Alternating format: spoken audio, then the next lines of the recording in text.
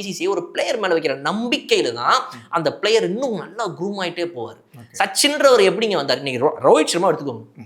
ரோஹித் சர்மான்ற 2012 வரைக்கும் என்ன பண்ணார், 2008 to 12 அவருடைய கிராஃபை பாருங்க. ஆனா யூ ஹேவ் த பொட்டன்ஷியல் அன்னைக்கு பிசிசிஐ நம்பிச்சு, பிசிசிஐ நம்ப வச்சது அந்த அப்ப இருந்த கேப்டன் மகேந்திர சிங் தோனி.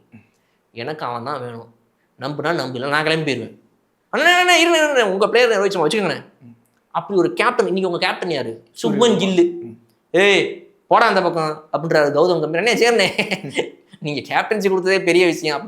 அப்படி இருக்கிற கேப்டன் இருந்தீங்கன்னா இப்படித்தான் உங்க டீம்ல இருக்கிற பிளேயர் எப்போ வேணா யாருன்னா மாத்திட்டே இருப்பா. கேள்வி கேட்க உங்களுக்கு ஒரு கேப்டன் இருக்க மாட்டார். கேப்டன்ற யாருன்னா உங்க யூனியன் லீடர் மாதிரி. உனக்குன்னு ஒன்னா ஒரு பிளேயருக்காக வந்து நிக்கிறவன் தான் கேப்டன். ஏய் அவன் ஏன் பிளேயர்ற, எதிர அவன் டீம் தூக்குற. ஒரு ரீல்ஸ்ல வருதுங்க, டஃப் கிரிக்கெட் ஆடுற மேட்ச்ல ஒரு பிளேயரை வெளியே தூக்குனா வந்து நிக்கிறான் அவன் கேப்டன். என்னடா அவன் நமக்காக விளாடணும், நாளைக்கு வெளியே வந்து வந்தவனை தூக்குற இருக்கட்டும்டா, அவன் நம்ம பையன் நாளைக்கு விளாடுவான்டா. அப்படிதான் இருக்கணும் ஸ்குவாடு.